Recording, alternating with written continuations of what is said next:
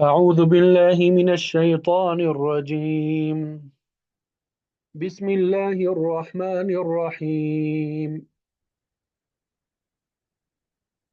واتل عليهم نبأ إبراهيم إذ قال لأبيه وقومه ما تعبدون قالوا نعبد أصناما فنظل لها عاكفين قال هل يسمعونكم إذ تدعون أو ينفعونكم أو يضرون قالوا بل وجدنا آباءنا كذلك يفعلون قال أفرأيتم ما كنتم تعبدون أنتم وآباؤكم الأقدمون فإنهم عدو لي إلا رب العالمين الذي خلقني فهو يهدين والذي هو يطعمني ويسقين وإذا مرضت فهو يشفين الذي يميتني ثم يحيين والذي أطمع أن يغفر لي خطيئتي يوم الدين.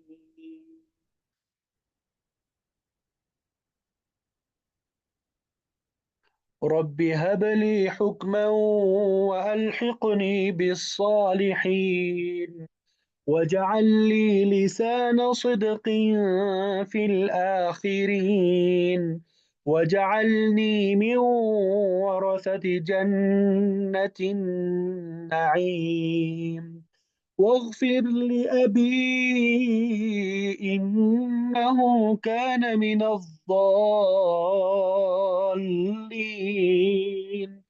ولا تخزني يوم يبعثون يوم لا ينفع مال ولا بنون إلا من أتى الله بقلب سليم. صدق الله العظيم. الحمدللہ. ابھی آپ کے سامنے سورہ شعراء آیت نمبر 69 سے لے کے آیت نمبر 89 تک تلاوت کی سعادت حاصل ہوئی. سب سے پہلے ترجمہ اور پھر اس کے بعد مفسرین نے جو تفسیر بیان کی ہوگی وہ آپ کے سامنے ذکر کریں گے.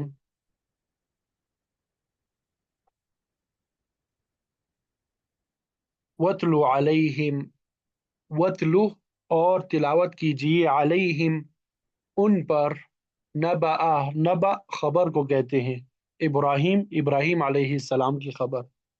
اے پیغمبر آپ ان کو ابراہیم علیہ السلام کی خبر سنا دیں. تلا یتلو کے بعد جب اعلیٰ آتا ہے تو اس کا معنی ہوتا ہے تلاوت کرنا، سنانا.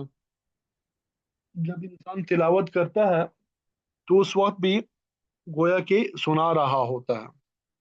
اذ قال جب اس نے کہا لابیہ اپنے باپ سے، وقومہ اور اپنی قوم سے، ما تعبدون کس کی تم سب عبادت کرتے ہو، ما تعبدون کس چیز کی تم سب عبادت کرتے ہو. قالوا ان سب نے کہا نعبد ہم عبادت کرتے ہیں، اصنامن بتوں کی، ہم سب عبادت کرتے ہیں بتوں کی. فنظل پس ہمیشہ ہم رہتے ہیں، لہا ان کے لیے، عاکفین جمے رہنے والے، ہم سارا دن ان کے سامنے جھکے رہتے ہیں. عاکف کا معنی جمے رہنا، جھکے رہنا. قال کہا هل يسمعونکم کیا وہ سب سنتے ہیں تمہیں، اذ تدعون جب تم سب پکارتے ہو، کیا وہ سب سنتے ہیں تمہیں جب تم سب پکارتے ہو، ابراہیم علیہ السلام نے کہا. او ینفعونکم या वो सब नफा पहुंचाते हैं तुम्हें, औ यदुर्रून, या वो सब नुकसान देते हैं। कालू, उन सब ने कहा, बल्कि वजदना, हमने पाया है, आबा आना, अपने बाप दादा को, कजालिका, इसी तरह यफालून, वो सब करते थे। उन्होंने कहा नहीं, कालू, उन्होंने कहा नहीं, बल्कि हमने अपने आबा व अजदाद को इसी तरह करते हुए देखा है। काला, कहा, अफराई तुम, क्या फिर तुमने देखा, मा कुंतुम ताबुदून, जिनकी तुम सब इबादत करते हो। भला क्या तुम देखते हो जिन चीजों की तुम इबादत कर रहे हो या करते रहे हो। अन तुम व आबाउकुम, और तुम्हारे बाप दादा, अलकदमून, सब पहले, यानी तुम भी और तुम्हारे पहले आबा व अजदाद भी। फ़इन्नहुम अदुव्वी,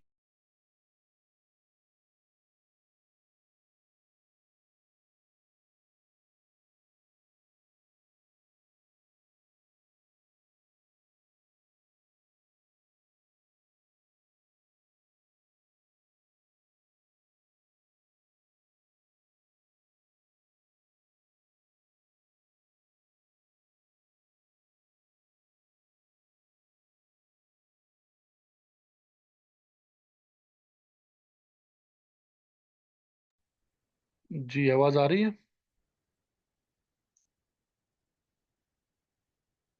जी आवाज के बारे में कंफर्म कर दें, आवाज आ रही है?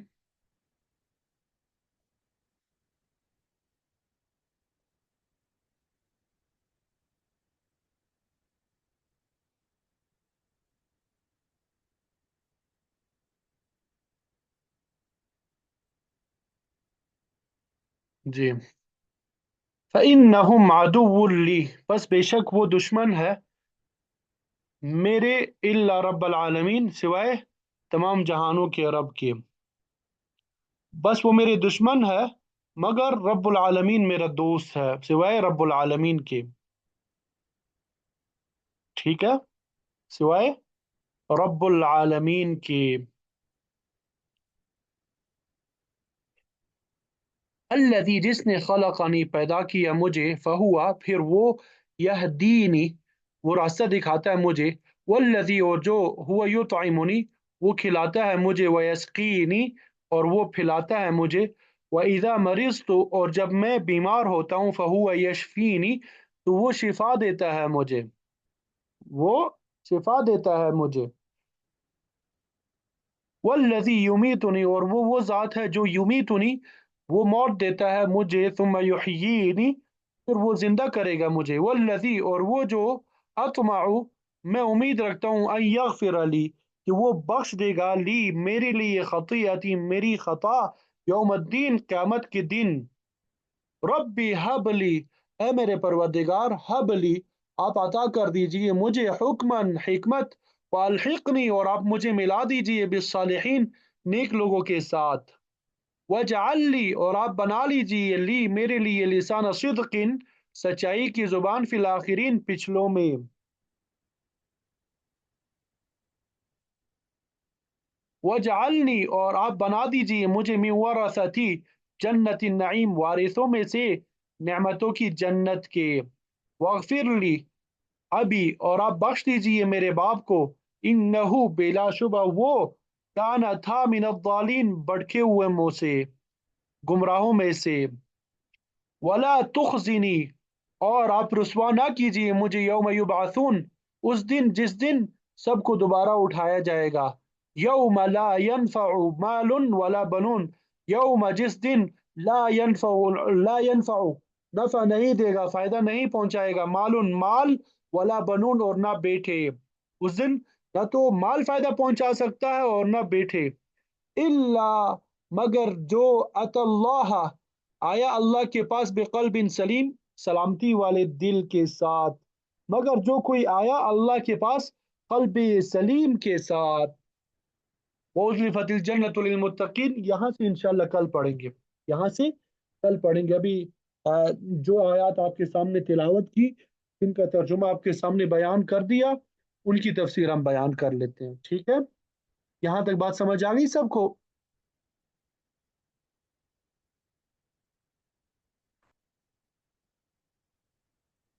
चलिए अल्हम्दुलिल्लाह। या अल्लाह रहम अल्लाह रब्बि हबली मिन अस्सालिहीन।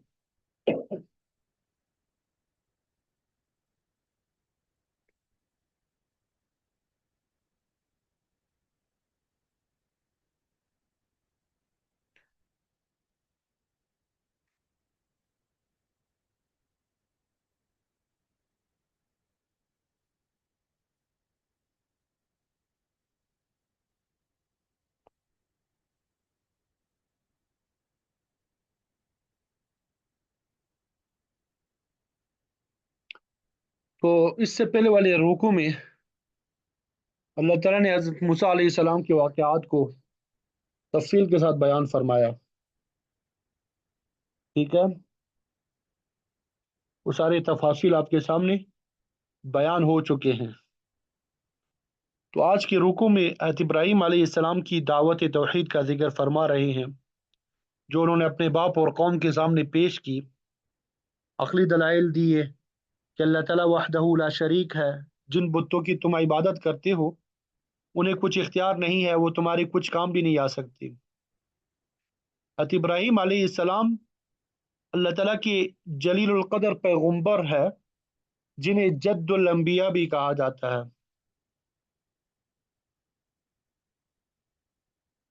एक रिवायत के मुताबिक आपके वालिद का लक़ब जो है आज़र था। असल आज़र जो है एक बुत का नाम था, और उसी लक़ब से आपने शोहरत पाई। कुरान मजीद में दूसरे मकाम पे आपके बाप के लिए आज़र का लफ्ज़ आया है, वइज़ क़ाल इब्राहीम लिअबीही आज़र।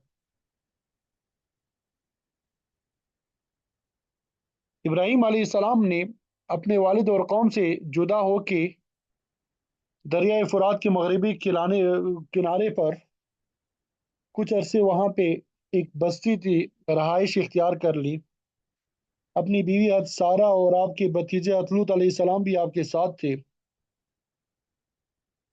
और फिर यहाँ से आप एक दूसरे इलाके की तरफ चले गए, और फिर फ़लस्तीन के मगरबी हिस्से में कनानियों के ज़ेर असर शहर जो है नाबलस, वहाँ पे क़याम किया। वहाँ से मगरब की तरफ मिस्र में जा पहुँचे।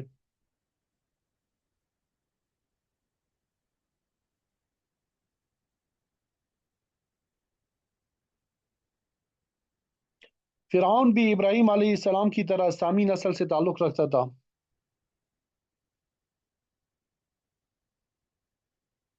और मिस्र में जब आप पहुंचे, वहां पे बादशाह वाला वाकया पेश आया जो बुखारी और मुस्लिम में था। जब बादशाह ने सारा की बद्दुआ और उनकी करामत को देखा, तो अपनी बेटी हाजरा को इब्राहीम अलैहिस्सलाम की ज़ौजियत में दे दिया। वो समझ गया कि इब्राहीम अलैहिस्सलाम अल्लाह ताला के नज़दीक एक मुकर्रब ख़ानदान से ताल्लुक़ रखते हैं। अगर उसकी बेटी सादा की खिदमत भी करेगी तो उसके लिए बाइस सादत होगी। बाज़ बनी इसराइली कहते हैं कि हाजरा बादशाह मिस्र की लोंडी थी, और इस तरह इस्माइली ख़ानदान लोंडी की औलाद है, जो कि दुरुस्त नहीं है। बाज़ यहूदी उलमा भी तस्लीम करते हैं कि हाजरा या तो खुद फ़िरौन मिस्र की बेटी थी, या फिर कोई दूसरी शहजादी थी जो फ़िरौन के कब्ज़े में थी। अल्लामा नूर शाह कश्मीरी साहब रहमतुल्लाह अलैह ने भी यही बयान फरमाया है। वल्लाहु आलम।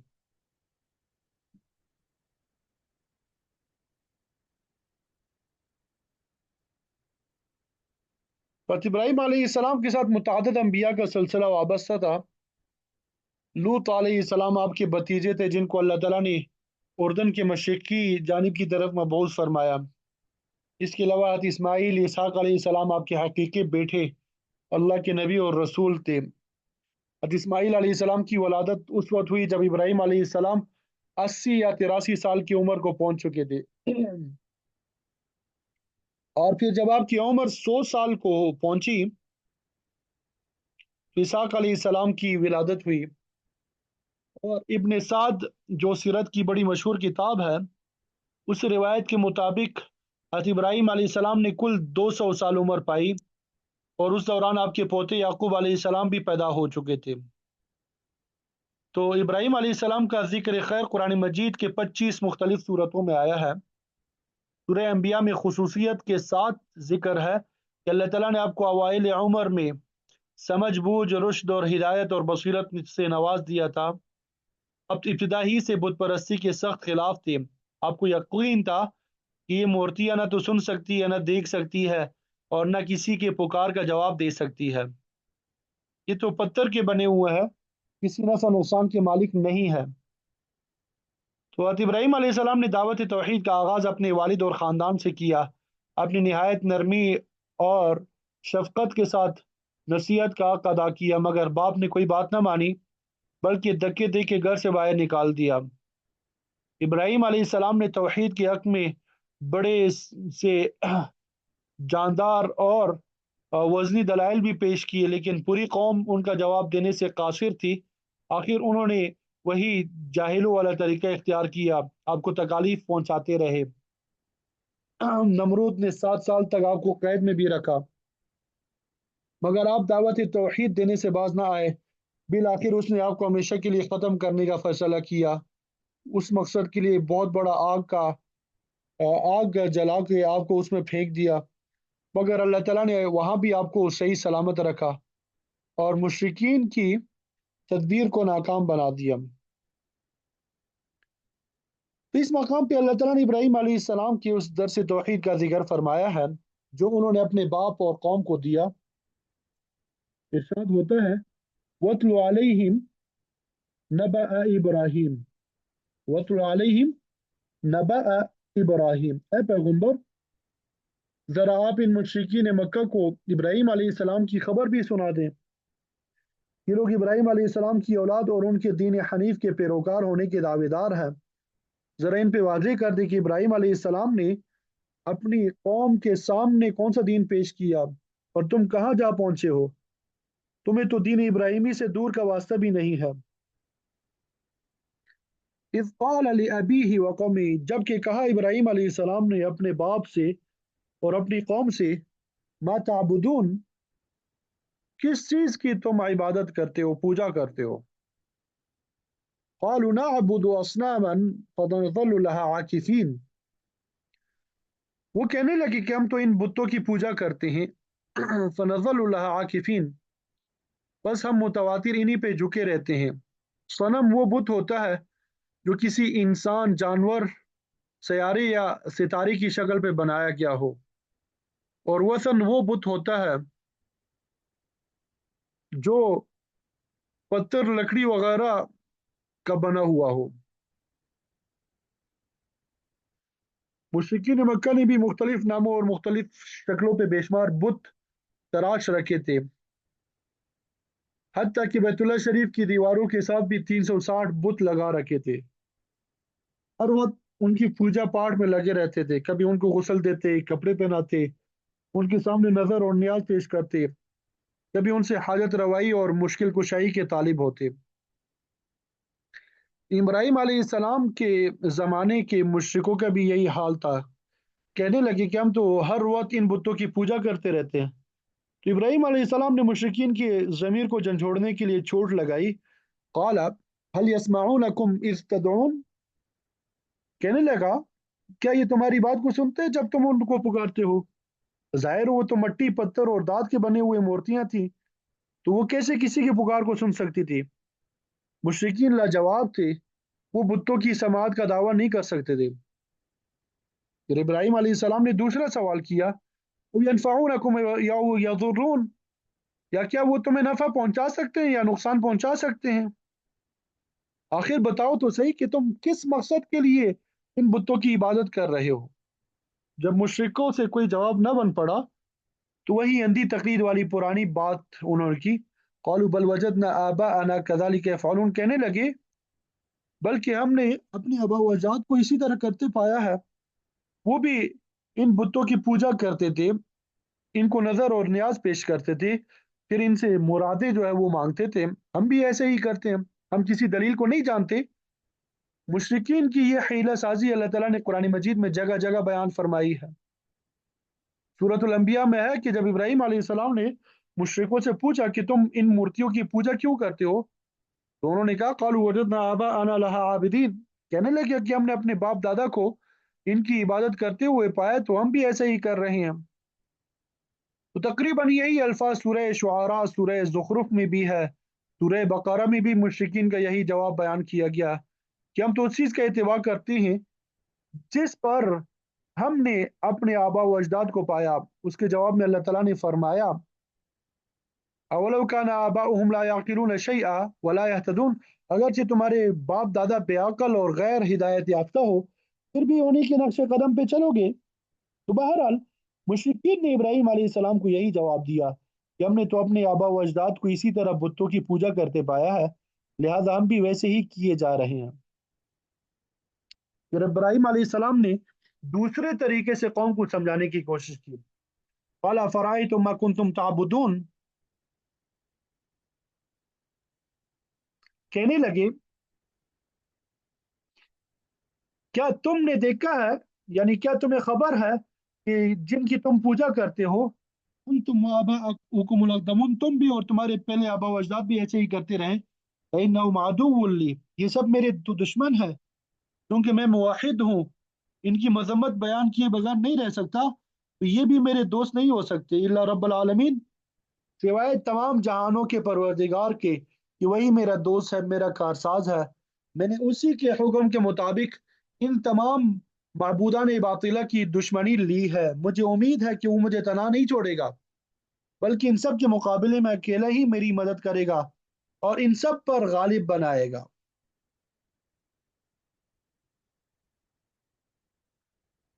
फिर आगे फरमाया रब्बुल आलमीन कौन है, अल्लज़ी खलक़नी, जिसने मुझे पैदा किया। जाहिर है कि हर चीज़ का खालिक जो है वो अल्लाह ताला ही है। उसने नस्ल इंसानी की इब्तिदा मट्टी से की, फिर उसे नुत्फ़ा के ज़रिए आगे चलाया। सूरह नजम में है वअन्नहु खलक़ ज़ौजैनि ज़कर वल उनसा मिन नुत्फ़तिन इज़ा तुमना, कि उसी ने नुत्फ़े के ज़रिए मर्द और औरत के जोड़े पैदा किए। तो इब्राहिम अलैहिस्सलाम ने अपनी तख्लीक को अल्लाह ताला की तरफ मंसूब किया। फिर फरमाया वहुव यहदीन, बस वही मेरी रहनुमाई करता है। अल्लाह ताला ने इंसान को पैदा करके यूं ही नहीं छोड़ दिया, बल्कि साथ साथ उसकी हिदायत भी कर दी, उसकी हिदायत का भी बंदोबस्त कर दिया। इंसान को अकल और शऊर अता किया ताकि वो अपने इर्द गिर्द के माहौल में गौर व फिक्र करे, अल्लाह ताला की कुदरत के निशानात को देखे और फिर उसकी वहदानियत पे ईमान लाए। यही नहीं बल्कि उसने इंसान की हिदायत के लिए वक्तन फ़वक्तन नबी और रसूल भेजे, उनकी नाइबीन और मुबल्लिगीन ने आके अल्लाह का रास्ता दिखाया।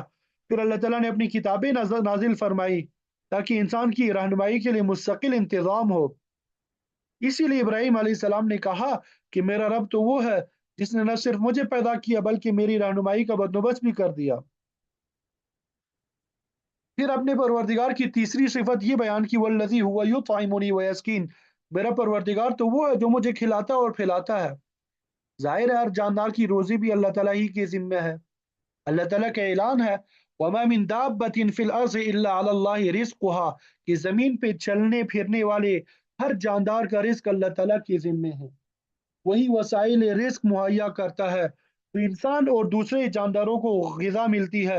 अल्लाह ताला ने अपने इस एहसान का ज़िक्र कुरान मजीद में बार-बार किया है कि वो समंदरों से बादलों की सूरत में बुखारात उठाता है, फिर हवा उन बादलों को मतलूबा खित्ते की तरफ ले जाती है, वहाँ पे अल्लाह के हुक्म के मुताबिक बारिश होती है, जिससे मुर्दा ज़मीन में ज़िंदगी की लहर पैदा होती है, ज़मीन में फल, अनाज और सब्जियाँ पैदा होती है, जो इंसानों और जानवरों की खुराक बनती है। अगर अल्लाह ताला ही किसी खित्ते से बारिश को रोक दे तो वहां कुछ भी पैदा ना हो और न किसी जानदार को खुराक मुयसर आए। इसीलिए फरमाया कि मेरा परवरदिगार तो वो है जिसने मेरे खाने पीने का इंतजाम किया। फिर चौथे नंबर पे फरमाया वहीदा मरिज तो फहुआ यशफीन, और जब मैं बीमार होता हूँ तो वही मुझे शिफा बख्शता है। बीमारी और शिफा दोनों कब्ज़े कुदरत में है, मगर यहाँ पर इब्राहिम अलैहिस्सलाम के कमाल अदब का नमूना देखिए कि उन्होंने मरीज तो के बीमारी को अपनी तरफ मंसूब किया, वरना आप खलकनी फहुवा यहदीन की तरह मरज़नी के बीमारी करने बीमार करने को भी अल्लाह ताला की तरफ मंसूब कर सकते थे। مگر آپ نے بیماری جیسی تکلیف دہ چیز کو اللہ کی بجائے خود اپنی طرف منسوب کیا کہ کھانے پینے میں بے اعتدالی یا رہنے میں کسی بے احتیاطی کی بنا پہ میں خود بیمار ہوتا ہوں۔ اللہ تعالیٰ کسی کو بلا وجہ تکلیف میں مبتلا نہیں کرتا، اور پھر جب بیمار ہو جاتا ہوں تو شفا وہ بخشتا ہے۔ گویا بندے کے حق میں بہتر چیز شفا کو اللہ تعالیٰ کی طرف منسوخ کیا کہ وہ چاہے تو شفا ہوتی ہے ورنہ نہیں۔ دنیا میں بڑے بڑے حکیم ڈاکٹر گزرے ہیں جو بڑے بڑے پیچیدہ بیماریوں میں کا علاج کرتے ہیں، مگر کسی دوائی میں شفا کی خاصیت پیدا کرنے والی اللہ تعالیٰ ہی کی ذات ہے۔ جب تک اس کا حکم نہ ہو کوئی دوائی کام نہیں کر سکتی۔ اسی لیے بزرگان دین فرماتے ہیں کہ ہیلے کے طور پہ علاج کرنا تو درست ہے، مگر دوائی کو مؤثر بذات سمجھنا یہ شرک میں ملوث ہونے کے مترادف ہے۔ شفا ہمیشہ اللہ تعالیٰ کی طرف ہوتی ہے، اسی لیے اللہ آپ صلی اللہ علیہ وسلم نے امت کو یہ دعا سکھائی: اذهب البأس رب الناس واشفی انت الشافی لا شفاء الا شفاؤک، اے سب لوگوں کے پروردگار تکلیف کو دور کر دے اور شفا عطا فرما دے، تو ہی شفا دینے والا ہے، تیرے علاوہ کوئی بھی شفا نہیں دے سکتا۔ ابراہیم علیہ السلام نے اللہ تعالیٰ کی پانچویں صفت بیان کی، والذی یمیتنی ثم یحیین، کہ وہی مجھے موت دے گا، وہی قیامت کو دوبارہ زندہ کرے گا۔ موت اور زندگی جو ہے یہ اللہ تعالیٰ کے ہاتھ میں ہے۔ وہی انسان کو پیدا کرتا ہے، کسی کو کم عمر دیتا ہے، کسی کو زیادہ، اور پھر ایک وقت ایسا بھی آتا ہے کہ موت سے ہمکنار کر دیتا ہے۔ انسان کی انفرادی موت ہوتی ہے اور قوم کی مجموعی موت۔ اذا جاء اجلهم لا يستأخرون ساعة ولا يستقدمون، جب مقررہ وقت آ جاتا ہے تو پھر گھڑی بھر بھی آگے پیچھے نہیں ہوتی۔ اللہ تعالیٰ کا یہ بھی فرمان ہے: کل نفس ذائقۃ الموت، ہر جان کو موت کا ذائقہ چکھنا ہے، اس سے کوئی بھی نہیں بچ سکتا۔ اور دوسری بات یہ کہ اگر اللہ تعالیٰ حفاظت کرنا چاہے تو کوئی دوسرا شخص لاکھ کوشش کرے نقصان نہیں پہنچا سکتا۔ والغرض ابراہیم علیہ السلام نے واضح طور پہ فرما دیا کہ میری موت میرے اللہ کے ہاتھ میں ہے، تم لاکھ تدابیر اختیار کرو، اللہ تعالیٰ کے حکم کے بغیر مجھے ختم نہیں کر سکتے، کیونکہ مجھے موت دینے والا بھی وہی ہے۔ موت ایک مصیبت ہے، مگر اس مقام پر ابراہیم علیہ السلام نے موت کی نسبت اپنی طرف کرنے کی بجائے اللہ تعالیٰ کی طرف کی ہے کہ وہی مجھے موت دیتا ہے۔ مفسرین اس اشکال کا جواب یہ دیتے ہیں کہ دراصل موت اللہ تعالیٰ سے ملاقات اور اس کی عزت کے مقام کی طرف اتصال کا ایک ذریعہ ہے، تو اس اعتبار سے موت ایک نعمت بھی ہے اور اس کی نسبت اللہ تعالیٰ کی طرف بالکل درست ہے۔ مسلم شریف کی حدیث میں جہاں جمعہ کی فضیلت کا ذکر ہے، آپ صلی اللہ علیہ وسلم نے وہاں فرمایا کہ اللہ تعالیٰ نے اسی دن آدم علیہ السلام کی تخلیق فرمائی، اسی دن ان کو جنت میں داخل کیا، اسی روز آپ کو جنت سے نکالا گیا۔ یہاں بھی یہ اشکال پیدا ہوتا ہے کہ جنت میں داخلہ تو نعمت خداوندی ہے اور اللہ نے اس کا ذکر فضیلت جمعے کے طور پہ کیا، مگر جنت سے اخراج یہ تو نعمت نہیں، پھر اس سے جملے کی فضیلت کیسے ثابت ہوئی؟ تو یہاں محدثین کرام فرماتے ہیں کہ جنت سے اخراج دراصل اس میں دوبارہ اور ابدی دخول کا سبب اور ذریعہ ہے، تو یہ اخراج نعمت میں شامل ہے۔ مشرکین مرنے کے بعد دوبارہ زندہ ہونے کے بھی منکر تھے، کہتے تھے کہ نہ قیامت برپا ہوگی، نہ مردے دوبارہ زندہ ہوں گے، نہ حساب کتاب کی منزل کے بعد کوئی جزا اور سزا کا فیصلہ ہوگا۔ ابراہیم علیہ السلام نے اس مقام پہ یحیین کا لفظ بول کے کفار اور مشرکین پہ واضح کر دیا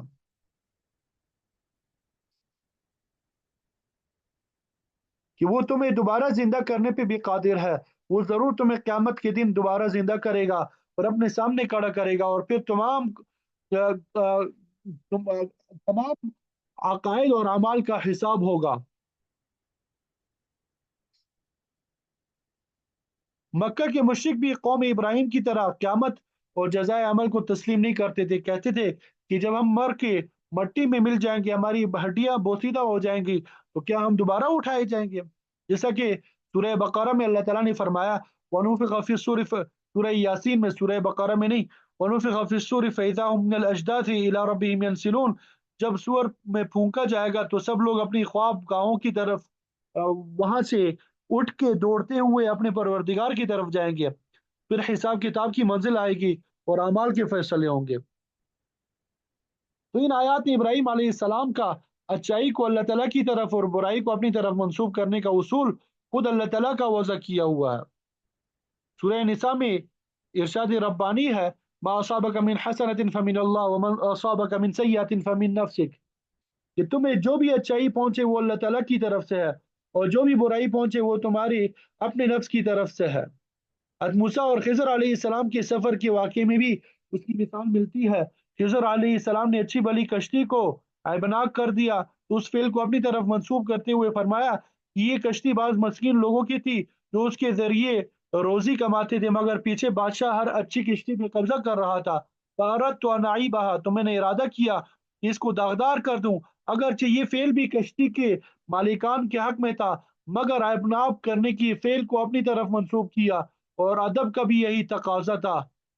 और आगे जहां गिरी पड़ी दीवार को यतीम बच्चों की खातिर दोबारा तामीर करने का फेल था, तो उसे अल्लाह ताला की तरफ मंसूब किया। फ़अराद रब्बुका यब्लुगा अशुद्धहुमा व यस्तखरिजा कंज़हुमा, कि तेरे रब ने इरादा किया कि दीवार को उस वक्त तक कायम रहना चाहिए जब तक यतीम बच्चे बालिग होके उसके नीचे से खजाना हासिल करने के काबिल ना हो जाए।